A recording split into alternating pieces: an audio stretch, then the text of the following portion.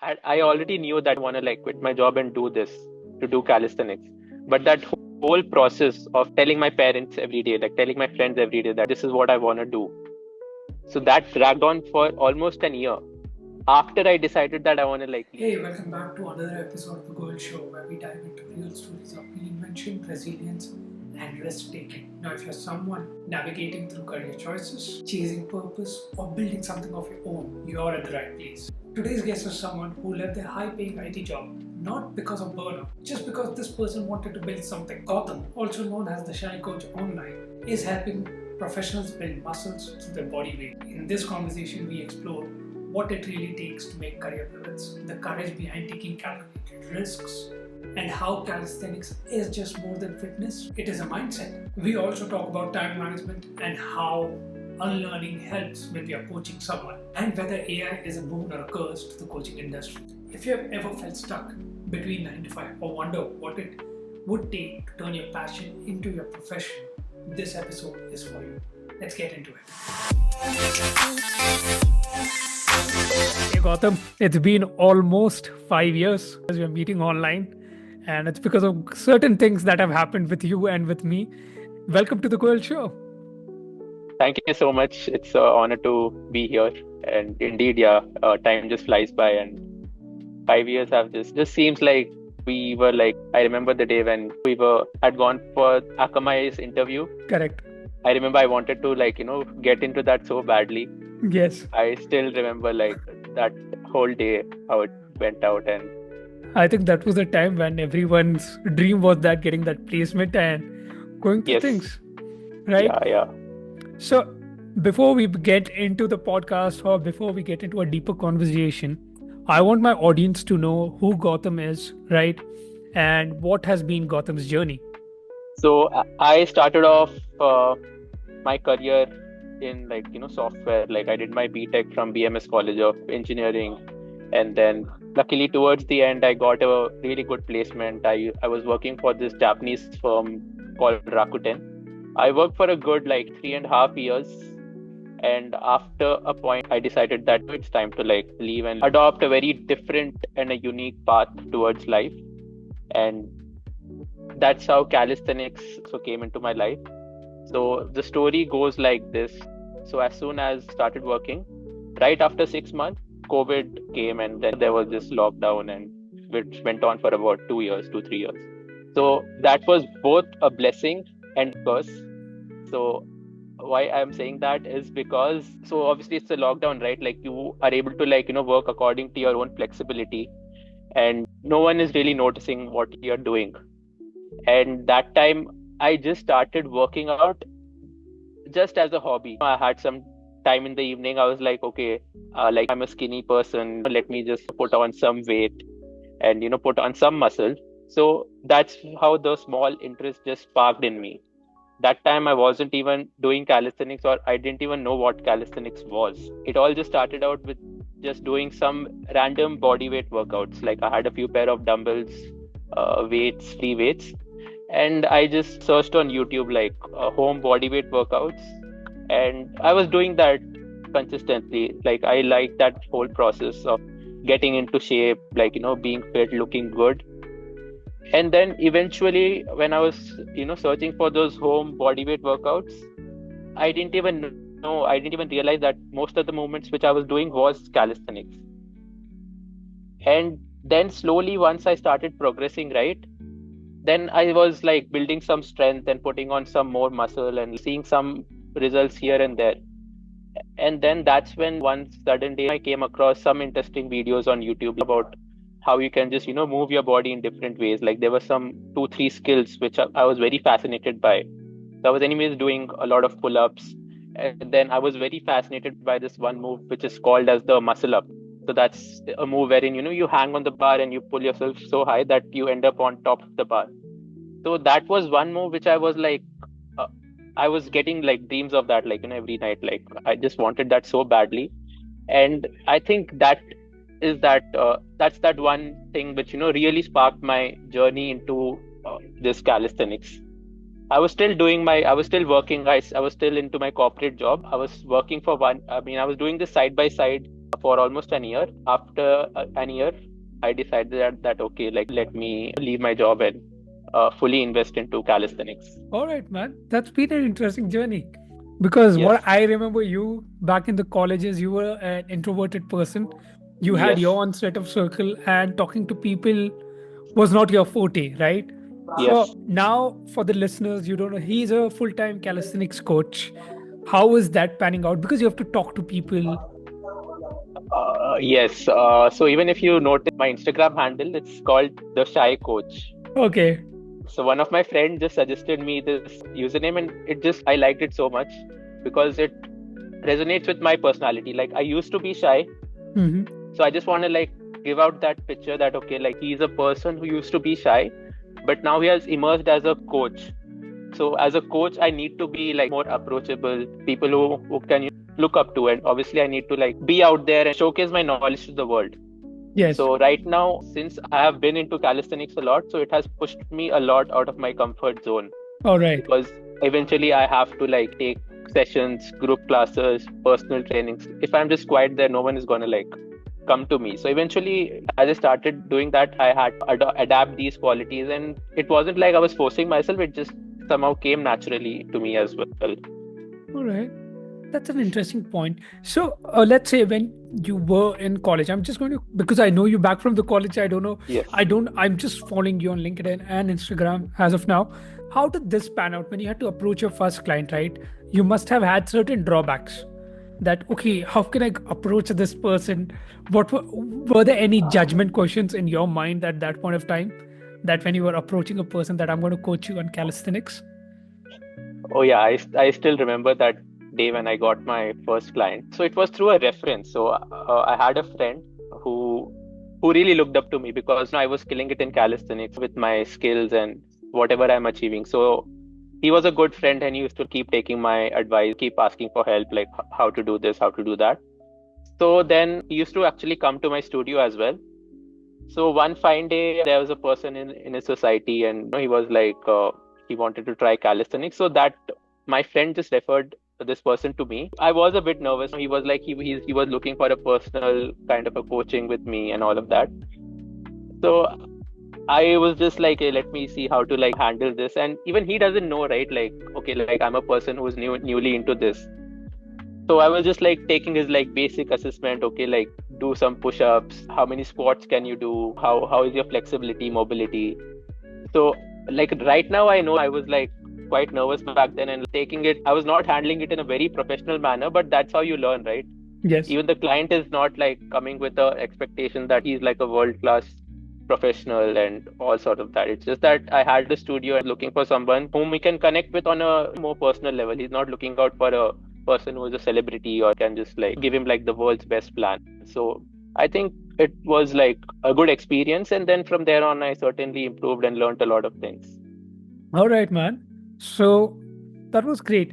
Now, before we get into your current, right, let's just take a step back into your past. When you were talking about your journey, right, you told that you started doing calisthenics or you started doing the free body movement exercises during COVID. Yes. And you realized that, okay, this is a game. I want to do that muscle up, and you muscled it up, conquered that skill. When you told your parents or when you told your friends that, hey guys, I'm leaving the corporate world and I'm going to do something like calisthenics. I'm going to become a coach in calisthenics. First thing is two questions here. What was your mindset? Because the risk appetite that you had was really good. For me to take Yes. that risk, I'll think five times, all right, or even more than that. And Hmm. what was, how did you, there would be positive sides and negative sides. Could you Definitely. put some light on both ends? How did it come Yes. pan out? So this process of obviously didn't happen like over a night's decision or over a night's time.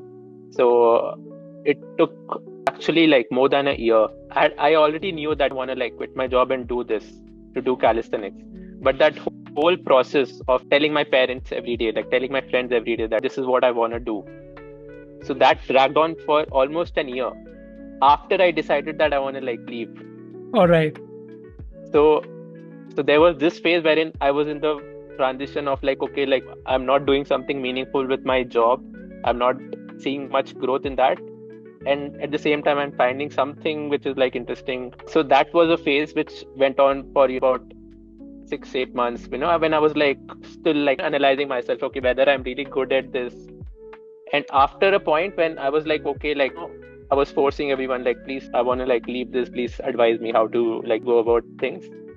After that, it took almost an year of convincing everyone, and even for me, as a process of self retrospecting and having that appetite to like take that calculated risk. So it was almost a period of like more than a year wherein I had to convince myself and have that faith, belief in within me. And obviously, like, I got a lot of like response from friends, families, that this is something, it's not even a well-established industry. Like, forget about fitness. Fitness is a well-grown industry. But what I was stepping into was calisthenics, which is like just a dot in the whole fitness industry, right? So yeah, it was like a huge mentally and like physically, which I was going through like a lot of challenges. So, and yeah, eventually after a point, my parents were like, okay, you can take this leap of faith and see what this brings you. And obviously, like I had saved up money as well from a financial point of view. And at the same time, I was earning decently good enough from the coaching part as well. So that is when I was like, okay, this looks like good time to like leave my corporate job and explore this field. Super, man. Let's break down calisthenics because you have told calisthenics is that dot in fitness, right? Now let's break Yes. down calisthenics. You know, how was I introduced to calisthenics? I'm a big buff of reality shows. And there's this show called Roadies. And these people come in the auditions. Most of these people do muscle ups and calisthenics. So let's break down calisthenics. What exactly is calisthenics for the listeners? So calisthenics comes from this Greek word kalos, so which means the beauty of using your own body weight to build strength and develop a strong physique.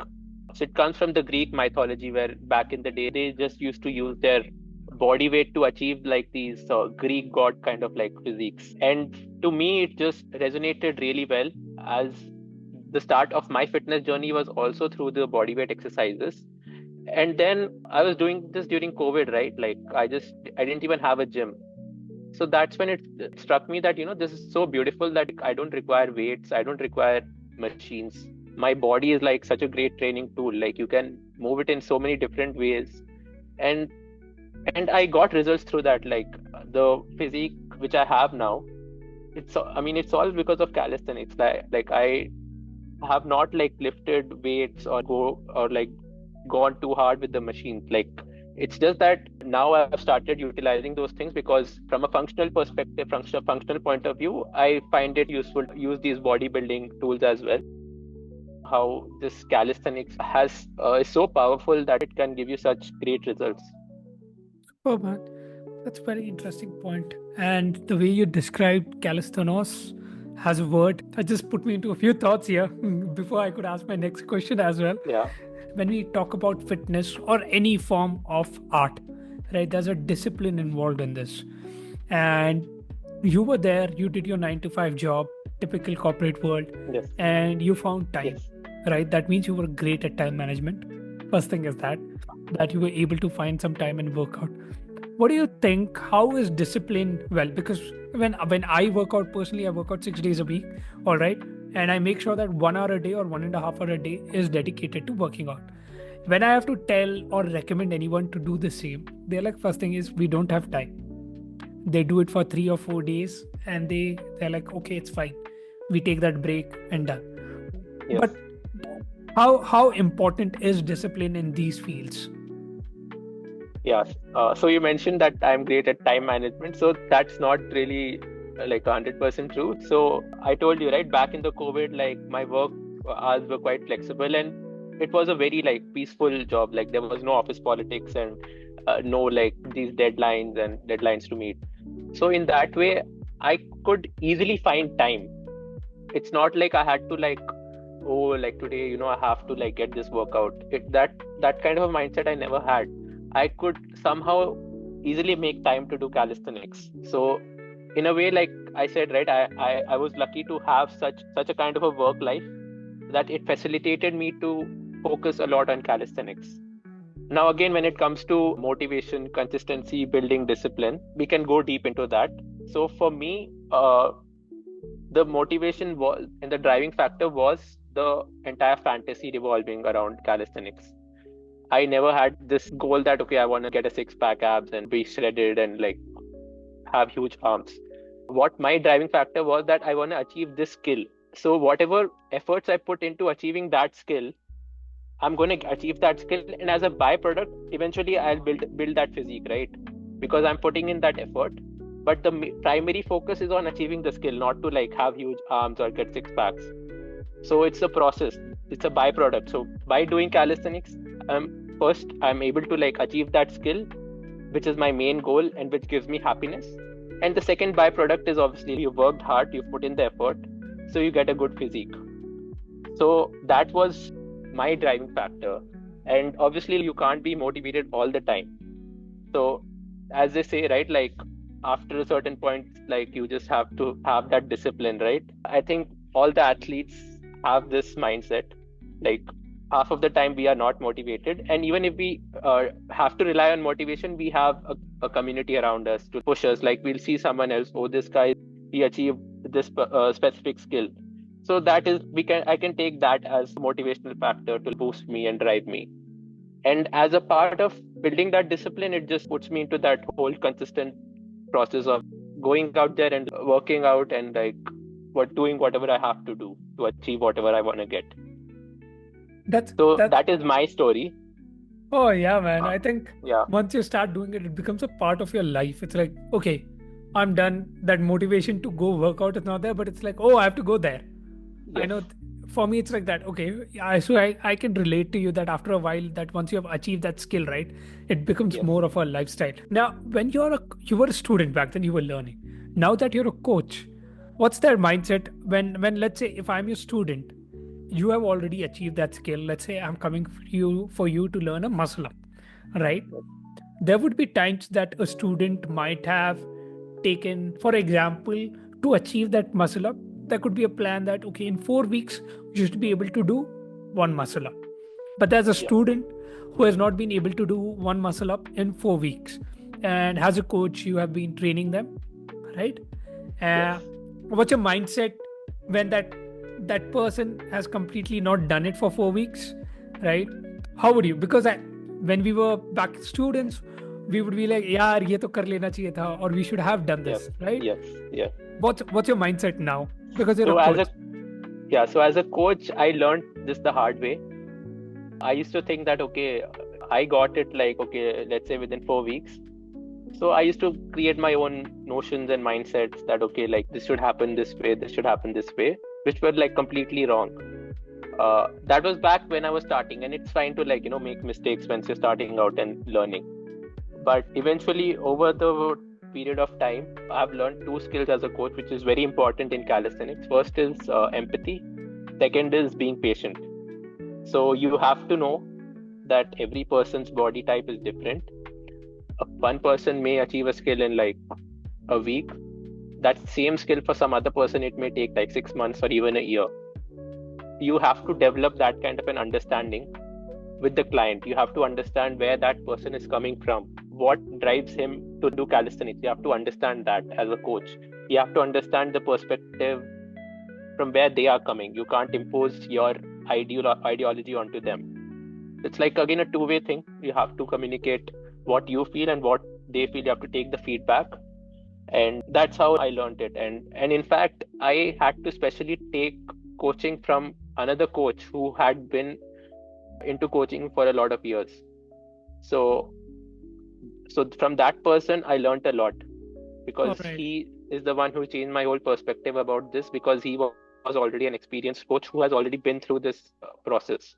All right. So that was a really good move which I did, hiring another coach to improve my own coaching. Superb. So you took the unlearned path and then got a new skill as well, right? When I take a 5-year back Gautam and Gautam in 2025, what's the top 3 things that have changed about you? Okay, top 3 things. So one is I'm not afraid now to put myself out there. Super. Like the previous Gautam would be like, okay, there's an activity or an event happening in college. I should just stay in my room, hostel room, and just play video games. But now, like I've noticed this, I'll have that urge, okay, like there's something happening. I need to like be out there. You have that FOMO that every event or something, whichever is happening, like a networking event or a part, I make sure that somehow try to put myself out there, get to know as many people, because I'm in this field now. I have to sell myself as a coach, right? Correct. And like offer my services. So this is one huge thing which I've noticed about myself, like good positive change of just putting myself out there. And yeah, this has eventually helped me to communicate better with people, like be it in family, with parents, with friends, relationships, in business. So Alright. I'm still learning, but yeah, communication in all aspects of life would be the second thing. And third would be, again, it's on the same lines only, like eventually you have that confidence and you don't have that fear within yourself, right? Okay, like what will that person think about me and all of that. So I used to have that a lot. I still have it, but it's way better than how it used to be before. Alright. But I think you have got over your imposter syndrome that you deserve Yes. it and you're going to take it no matter what, right? Yes. So that has significantly improved, but I still feel to some extent it's still there. Alright. But yeah. It's a work in progress. Yeah. Yes. Let's Yes. leave it at that. So Yes. Gautam, now that once you become a coach, right? If there's an individual who's into a lot, let's say an athlete comes up and says, Yes. Gautam, that hey, I want to get trained by you. They would ask for your credentials. Is there a certification or anything that one has to do to be a certified calisthenics coach? So in this fitness industry, let me tell you, like there is no bar to entry. Anyone can just claim to be a fitness coach and they can start selling their service and get the job. I mean, like get with their work. But I still did my certification, which is the Street Workout and Calisthenics certification by this organization WSWCF, which is the official calisthenics organization based out of Latvia. Okay. So it was an online course, like it has both theory and practicals. So it has like the basic understanding about the human body, anatomy, physiology, biomechanics, and the basics of nutrition and how the calisthenic movements are performed. So it had an online exam, plus I had to just send them a few videos of me training people and executing some movements. So that was just for the sake of it, that okay, like I have a certification and just to give me that extra credibility. But what I feel is your experience and the kind of knowledge you have and the way you portray it out is what really matters. All right. Now that you spoke about nutrition, right? That was the basics of nutrition.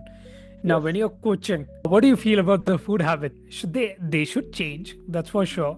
But Yes. how do you go about the food habits of your students? What's your planning around changing their food habits? So this was also something which took a lot of time for me to understand, because I'm a person who has gotten away with having any sort of like eating habits, because I've always been a skinny person. So I always had a high metabolism, and it took me a while to understand that not everyone is same as me. You can't like tell them to eat whatever and just focus on your workout calisthenics. So it was a process of me, like again you can say that I learned this the hard way, but over the past 4-6 months I'm like being very serious about what my clients are eating, what kind of a lifestyle they have, what food habits they have. So I'm making sure that they send me their food pics, meals, all of that, and whatever suggestions and tips I have for them, I put it out there. I'm not a certified nutritionist, but I do have the basic knowledge of how to go about these dieting strategies and suggest people. Okay, it's calisthenics. There's a lot of body weight, so people put in a lot of muscle, right? What about the recovery? How important is the recovery? After you answer this, I'm going to tell you why I'm asking you all this. Okay, yeah. So be it any sport, right? Recovery plays a crucial role. Like now there are many forms of fitness that is coming, right? CrossFit, bodybuilding, calisthenics, MMA. Recovery is something which is key. If you're not recovered well enough, you're gonna like suck at the next training session. All right. And the main aspects of recovery are sleep, and the sleep, your lifestyle, your stress, and what you eat. All right. And all of that combined with a smart training plan will make you progress. Okay. And this is also something which I'm in the process of learning, like even for myself and for my clients, because everyone has a different training plan, different lifestyle habits. So you have to tweak some things which fit into their lifestyle and at the same time enhances their recovery. Okay. So, why I'm asking you this is because from the last 1.5 years, I'm trying to improve my health. Got introduced to, because I was introduced to a nutritionist 4 years back, and I understood what food habits do, what recovery does. And now that I see there's a lot of buzz with Brian Johnson, all the Yes, supplements coming into picture, right? yes, And AI helping people understand their health. Now yes, that even the food habits that people have, people like Food Farmer who have come into India and increase that literacy rate of what you should eat and what you should not yes, eat, people are becoming more conscious, and the fitness industry is growing in India. That has yes, taken a new chapter, yes, that let it be any age group.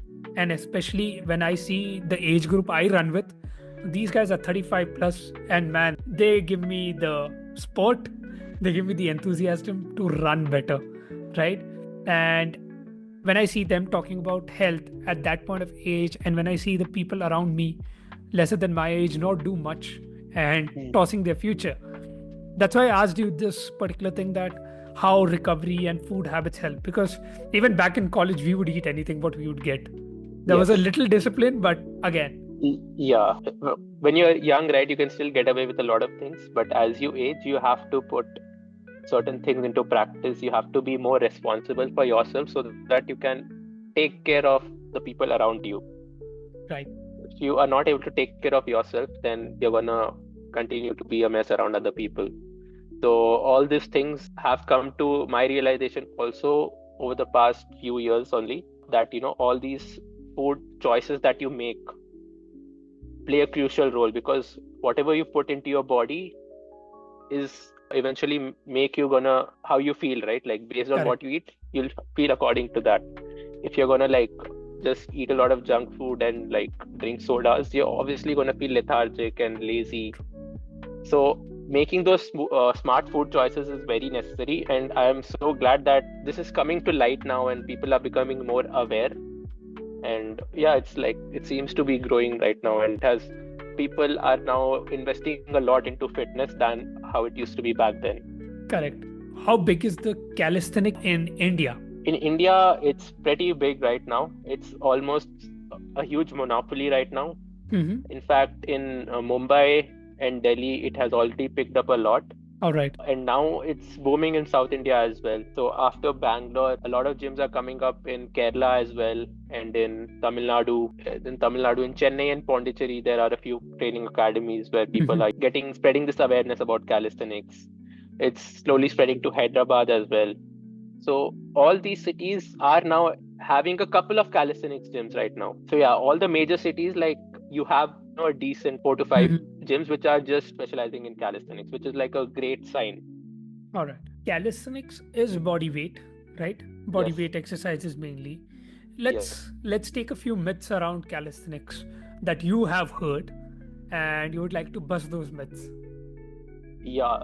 So there's this one huge myth which has been there from a long time, and I think it still continues to prevail.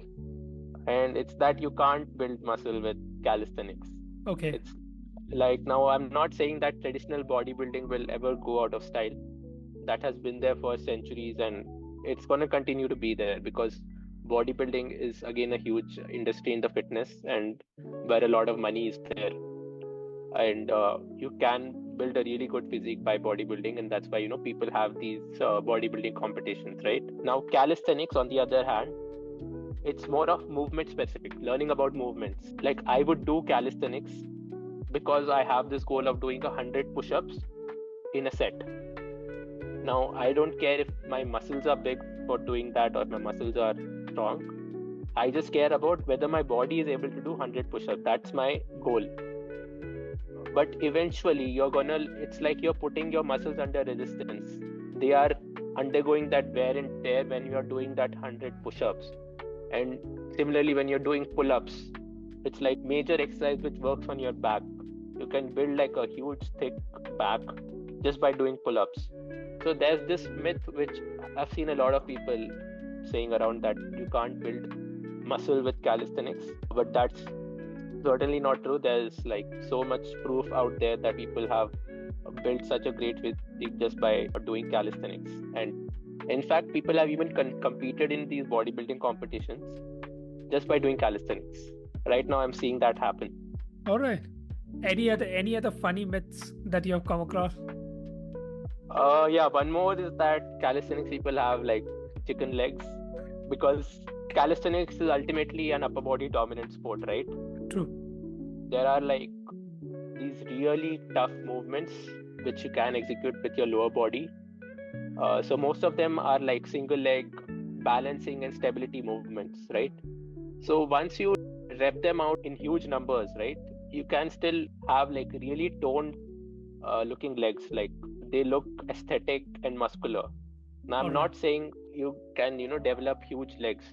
Developing huge legs takes a lot of wear and tear of the muscle, right? You have to lift really heavy, like probably do weighted squats. So now weighted squats also comes under calisthenics because it's weighted calisthenics, right? Squats is a body weight movement. You're just adding weight to your body and doing the squats. How push-up is a body weight movement. You can do weighted push-ups, like just stack on weights onto your back and do push-ups. Similarly for pull-ups, you are doing pull-up is a body weight movement. So you can add weights onto your body, like take the weighted belt, weighted vest, add some plates and do weighted pull-ups. Similarly, squats is also weighted calisthenics. Now it's also a major movement in bodybuilding, but then it does come under weighted calisthenics as well. So calisthenics is not just restricted to doing movements just with the body, but you can add weights onto your body. And there's this another branch of calisthenics called as weighted calisthenics. All right. Because there are so many fitness things. Someone would play a sport for fitness. Someone would go to the gym. Someone would run. Someone would cycle, right? What do you feel that, given going forward, is calisthenics a better thing for health, mental wise also? Or do you feel that there's another thing? What could be better? Could anything else be better than calisthenics? I know I'm asking you the wrong question because you would support calisthenics, but there could be two parts to this, right? What do you feel? So there's nothing like this is better or this is better. Everything is out there, and everything is out there to explore and get better. You just have to choose what motivates you and what you have an interest in. So a person who's just into running, he just runs and he takes care of his lifestyle, his health, the way he manages his stress, his sleep. Just by doing running, he can be very healthy and lead an active lifestyle. Now, obviously, running won't help him get jacked and ripped, but he'll be healthy. So ultimately, it boils down to what you want. If you just want to be healthy, there are many other ways. But ultimately, like lifting weights and doing calisthenics, it helps you in the long run, because as you progress, right, your bones, muscles, joints get weaker. So only by lifting weights or doing calisthenics, which is again lifting your own body, I'm again saying this would help in the long run, because it's going to help you put on muscle, retain that muscle, and make your bones and joints stronger, so that you don't suffer later on when you're old and you have never done any sort of weight training or resistance training. So that's the difference. Like, you can play any sport and be fit, but then maybe later on you might have some consequences that you're having some pain in your body or some joint, you get injured, all of that. Correct. So rightly answered, man. I think that the longer run, the game of training your muscles or your bones, right? That's the longer game. And I think you've cracked it. So that's a good thing. For me, you have become the coach. So yes. Right? Thank you. Because you said Rakuten, we know that college placements put us into a very good pay scale, right? Yes. And you becoming a coach now. How does the pay work, right? Let's just give me simple numbers. I'm not asking you actual numbers, but if you want, you can give you actual numbers also. But let's say if now someone listening to this podcast says that, okay, Yes. when I can become a fitness coach, what are the numbers they are looking at? Or how do you get to the number game that I have to charge my client this much based on your experience? Yeah, so eventually, you'll have to start small, right? Like anything you get into, you can't like you're not the expert in that. Even like when you join a job, right? You start with a certain amount of package, and then as you progress, gain more experience, you get increments and your package increases, right? So similarly, it's for every field of content creation and fitness. So once you know the value you're offering out there, you'll know like what kind of clients you're getting, and what amount you can charge them.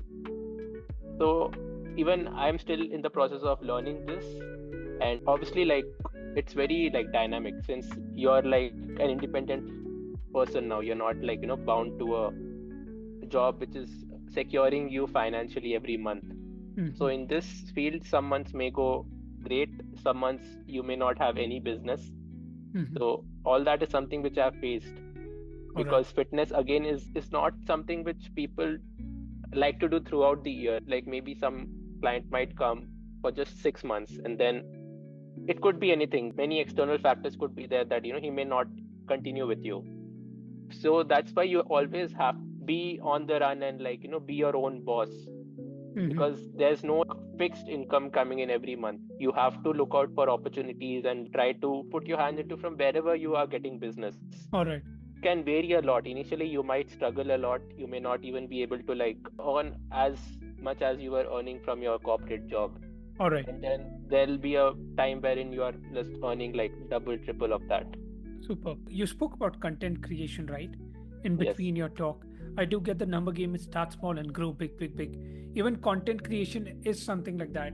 And today, when we look at Instagram or even Twitter or, sorry, X or LinkedIn, Hmm. right? This is becoming a bigger game. How is that panning out for you? Because I know that you have been going slow and steady in this. You have Yes. been trying to be as original or as Yes. authentic as possible. How is that? What's your strategy behind it? Right now, I'm still in the process of figuring that out, Mm-hmm. how to be that content creator slash calisthenics influencer for the people out there.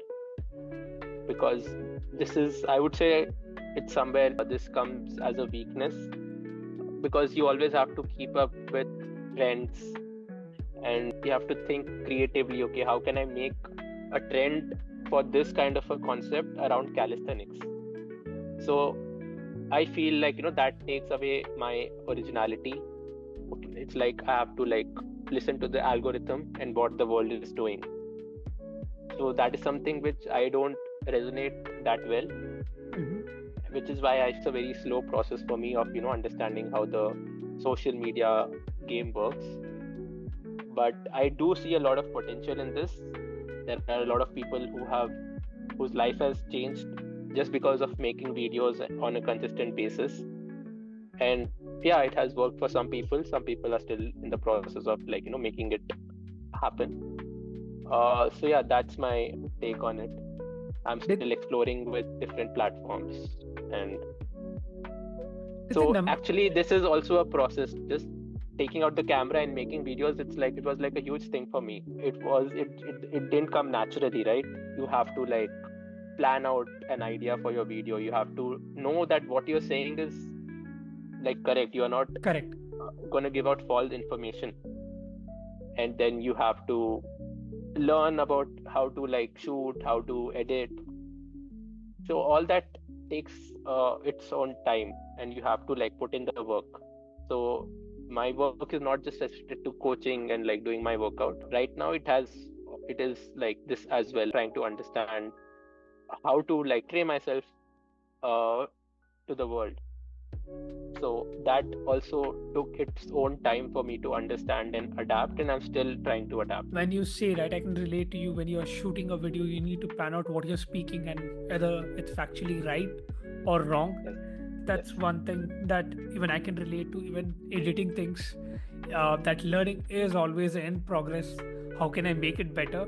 Did that Yes. number game ever hit you? That dude, what's happening? Where am I going Yeah, wrong? yeah, it does hit eventually. Like how much ever, you say like I don't care about followers, I don't care about views. It does hit you in the end of the day that I've been like making videos for so many years now, and like somehow you think to doubt yourself and you lose that motivation, and then again you have to pick yourself back up and like just keep going at it. Once you make 1,000 videos, maybe after that your time might come. So What's yeah, your it does hit you, the number game. Yeah. What's your self motivation when you're down? What's that one thing that picks you up back? It has to be calisthenics. All right. The kind of workout I do for myself, because I know this is something elite. Like I won't, I'm not like disrespecting any other form of sports or fitness, but I feel this is something, you're literally defying gravity by doing those skills on the bar, doing handstands. So I feel this is like a gift which I've received, and that is what like makes me keep going, because there hasn't been a single time since the time I've started that I've missed my training, except for the time when I've been injured. But apart from that, I have been consistently doing it, whether it happens or not, whether I get the results quickly or not. I have made sure that I do it, because that is what keeps me sane at the end of the day. Like when I watch my video, I'm able to like do such a cool thing which I don't even know how many people could do it in the world, right? That is what gives me that motivation and helps me to like, okay, like get back on track, how much ever downfall I may be having in my life. All right. That's very humble and admiring, because I'm trying to just I'm making notes here when I'm speaking to you. So there's a lot of notes here, and puts me to a very good thought process also, how you bring yourself out and make sure that you're consistently doing these things to make sure Yes. that, okay, I'm going to achieve it someday rather than I want to achieve it then and there, right? Yes. Yes, because this is a long game, really long game. Like just to achieve one certain skill, people spend years, 8 years, 10 years. 8 to 10 years is like that benchmark. Okay. After that, now you're like an advanced calisthenics athlete. Until then, you can't call yourself that. I want to know how do you plan out your day? As a coach, what happens in Gautam's day? Okay, I'll just give you like generally on a average how it looks like. So I'll have my sessions in the morning. So I usually have my sessions in the morning and evenings, because that's when the working class people are usually free, either like before going to office or after they're done with their work, they'll come to the gym. So morning I'll have a few sessions. It might on some days it might start at 7, on some days it might start at 9. It's a little dynamic based on how their schedule is, how my schedule is. So yeah, on an average it starts at about 7 a.m., 8 a.m. So obviously, depending on what time the session is scheduled at, I'll have to wake up accordingly and like I make my protein shake along with oats and other dry fruits and all of that. So eventually, I take those sessions. I go to my studio. So those sessions will usually last for about 2 hours minimum, or it could go up to like 4 hours, 5 hours if I have like more clients on that day. I'll just come back home. If I'm really tired and like I have a very busy evening, I'll take some rest or get in some sleep to enhance my recovery, and obviously like do some other household work and prepare my lunch. And yeah, so I usually have that afternoon time to like, let's say, study some things about around coaching, nutrition, fitness. And now I'm more into like creating videos, so I'll sit by myself and plan out the script, ideate what I have to put out next. And then I'll have to like again rush to the gym for my evening session, which would start at about 5 and go until 8. So these sessions are both group sessions and personalized sessions. And that is usually done by around 7 p.m. or 8 p.m. And then 8 p.m. to 10:30 p.m. is where I usually work out. All right. And then yeah, after that just come home, have dinner, and again do some editing work and then sleep. That's a pretty solid plan. What about your sleep hours? If you're sleep, I try to get at least 6 to 7 hours. Okay. So yeah, before I had a really messed up schedule. Like there used to be like morning 6 a.m. sessions, which would go on till like the group sessions will go on till from 6 to 8. Then after that, I'll have PT sessions. All right. So usually I try to cover up that sleep which I have lacked in the night by sleeping in the afternoon. But yeah, it's always good to get a good quality sleep in one stretch rather than like compensating it by having to sleep during the day, which I usually don't prefer because it takes away the productivity a bit slightly. All right. But yeah, there are a few sacrifices here and there, like you can't. I think, that's the thing about coaches. They will make sure that their student is better, where they could make insignificant by a bit of sacrifices. But I think now, after your students or your upcoming people when they watch about this podcast, they'll know what you have been going through and what you plan out for them, right? Yes. Given that AI, it has become one of the key elements of any user or any mobile user, right? And AI is there everywhere. Let's say WhatsApp, let's say Instagram, everywhere AI is integrated. And people, if they want to know anything rather than going to that person or that expert, now they're going to AI and asking that, hey, tell me that what's the best plan? How do I learn these things? Where do you see that because fitness and coaching programs are so much available online and AI can form these plans, what do you think about this? How is it going to affect you? Whether it will be a boon or would it be a curse to you guys? From how I see it, I think it's still gonna take a good amount of time until people completely start relying on AI. And I mean, AI is great. Like even I use it to like enhance the way I work and improve my productivity, and it just makes things easy even for me as a coach. But yeah, with AI coming in, you can easily like have access to training plans, nutrition programs. Right, advantage as well. And eventually, in the end of the day, I don't feel like an AI is gonna like help you with that whole motivation, discipline, consistency, and I don't think AI could come close to like that whole experience of a one-to-one personal session, right? Because as a coach, I bring in my knowledge of how movement is executed from a biomechanical perspective, from a physiological perspective, right? So I feel there's still a lot of time until AI can be trained to behave that way. So until then, I'm gonna keep improving myself as well and make the best use of AI to improve my business and coaching. Fantastic. I think you have used it as a tool and you're enabling it to enable you. So that's a great thing. Coming to the last three signature questions of the GOYAL Show, right? Are you an avid book reader or you're a movie buff? I wouldn't call myself a movie buff or an avid reader. It's just like if it happens, it happens. Okay, cool. In that case, you can give me one book and one movie that has left. Would be The Alchemist. So that was the first book I read, in fact, which was given to me as a gift by my friend. And I don't know, I somehow like the way it built up and the story went, and now I can relate to it more, that they show in the book that how to go about life and how to take those positive signs and that good omen and bad omen. All right. And recently I read a book which talks about meditation. Since I'm also like trying to do meditation on a consistent basis, I just came across this. I just was very curious to like what's there in it, and I like that as well. What's your meditation style? Is it like deep breath? So it was something introduced to me by my mom. It's not deep breaths or anything. It's just you have to sit in a position like your legs should be crossed and your arms have to like be in this prayer position and just kind of like that, and just like close your eyes and like just try to be thoughtless. Okay. All right. Initially, it's very hard to not have those thoughts, but I don't know, somehow I kind of started liking it, and it's a good thing. It's a good thing, and I started noticing some physical changes. Like I was more active and like felt that I didn't need that 6 to 8 hours of sleep. I was still managing to have a really good workout and a productive day even with 4 to 5 hours of sleep.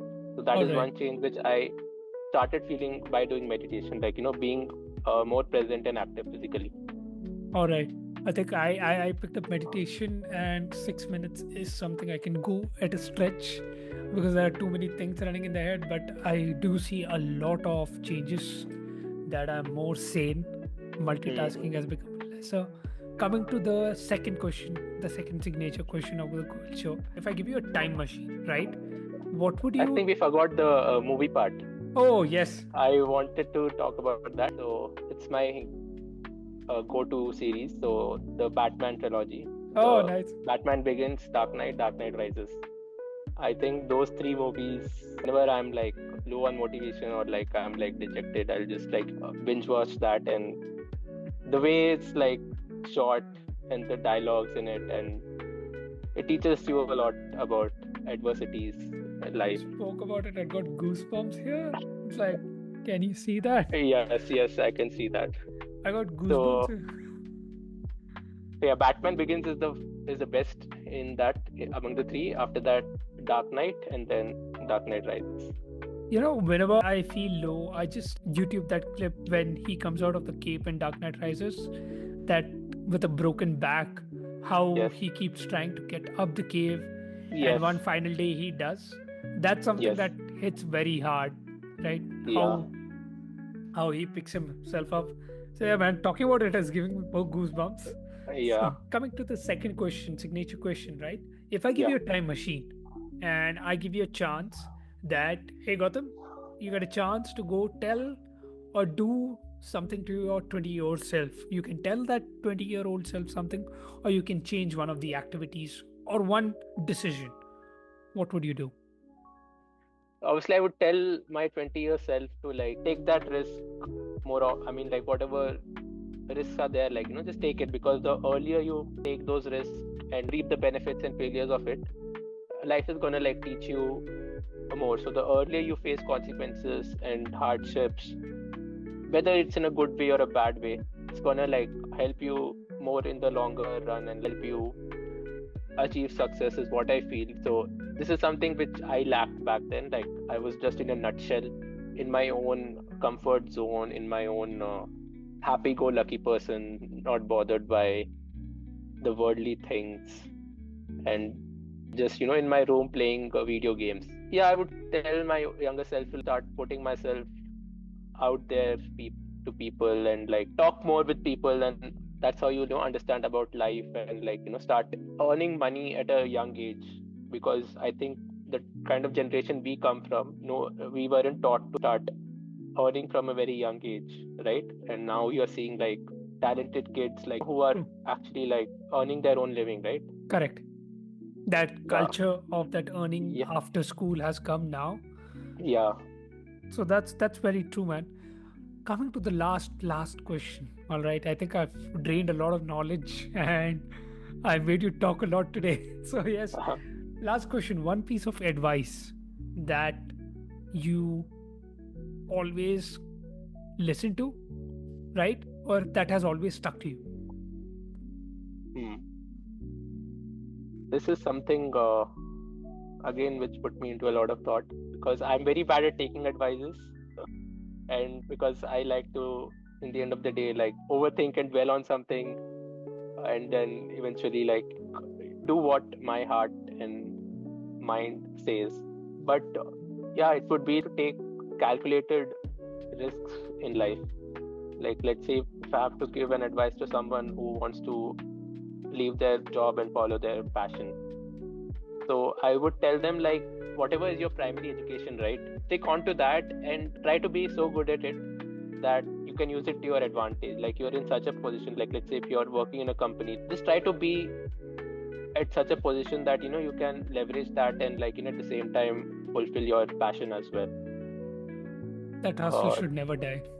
yeah, like have that dedication for doing you have to obviously like tweak your lifestyle a bit. And I mean, at the same time, I'm not telling them to be like a corporate slave, but then like be such a person that who is able to make their corporate life or whatever their primary source of income is, to make it more enjoyable, All right.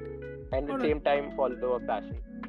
Like have Great. something which works for you in a win-win way. Let's say you have like something of a remote or a flexible job, and at the same time that allows you to like give a good amount of time, fulfill your business or your passion or whatever. Good, man. Really good. Mm. Thanks a lot, Gautam. I think today I understood something about taking risk from you. All right. I'm just going through the notes about how calisthenics and building muscles helps in the bigger days. But more, what I take back from our conversation is how you got out yourself out of your comfort zone and started doing so many things, and that risk, right? That's something I have personally taken and learned a lot from you today's conversation. Thank you so much for doing this. Thank you so And much for having me, and it was like a pleasure to connect with you and have this conversation. thank you so much again. And I'm going to link down Gautam's handle in the description. You can hit him up, and probably you can see me one day doing a session with him. And you can also learn quite a few things from Gautam.